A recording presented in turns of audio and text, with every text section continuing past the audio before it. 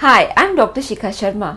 गर्मियों का मौसम तो अब बढ़ चुका है और इन गर्मियों के मौसम को आयुर्वेद ने किस तरीके से डिस्क्राइब किया है और इसमें किस तरीके से आप हेल्दी रह सकते हैं, इसके बारे में कुछ चर्चा करेंगे। गर्मियों के मौसम के बारे में आयुर्वेद में बहुत कुछ लिखा गया है।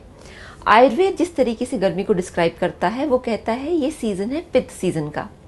इसी तरीके से आयुर्वेद ह्यूमन बींग्स यानी हमको भी डिस्क्राइब करता है कि हमारे में कुछ एलिमेंट हो सकता है, यानी वात एलिमेंट यानी एयर, पित्त एलिमेंट यानी फायर एंड कफ एलिमेंट यानी वाटर। तो गर्मियों का मौसम फायर एलिमेंट से भरपूर होता है।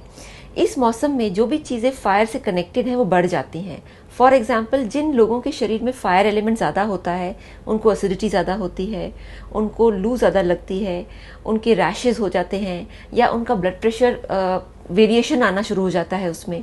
तो पित्त के सीजन में और पित्त प्रकृति को किस तरीके से आप मैच कर सकते हैं इसके बारे में मैं कुछ बताऊंगी। फॉर एग्जाम्पल, पित्त प्रकृति जिनकी है उनको गर्मियों के मौसम में एक तो बहुत से लिक्विड्स लेने चाहिए, और लिक्विड वो जिनमें तासीर भी ठंडी हो, जैसे कि आम पन्ना है या प्लेन वाटर है या फिर कोकोनट वाटर है।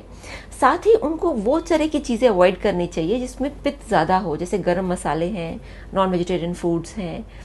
पित्त ये भी माना जाता है कि जिनका टेम्परामेंट बहुत जल्दी वो गुस्सा हो जाते हैं या नाराज हो जाते हैं, वो पित्त का एक्सप्रेशन है। तो इसलिए गर्मी के मौसम में जैसे योगा है या प्राणायाम है, ये पित्त को शांत करता है। एक और चीज़ जो पित्त को शांत करती है और वो है कि ज़्यादा से ज़्यादा सैलेड्स एंड हरी सब्जियां लेना।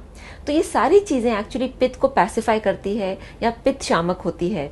और शीतली प्राणायाम खासकर पित्त को शांत करता है। तो अब गर्मियों के मौसम में उसे ज़रूर प्रैक्टिस कीजिए। तो ये थी गर्मियों के बारे में कुछ इन्फॉर्मेशन। तो मैं आशा करती हूँ कि इन गर्मियों में आप अपने को गर्मियों से बचा पाएंगे और गर्मियों से जो कनेक्टेड जितने भी डिसऑर्डर्स हैं उनसे भी आप बच पाएंगे।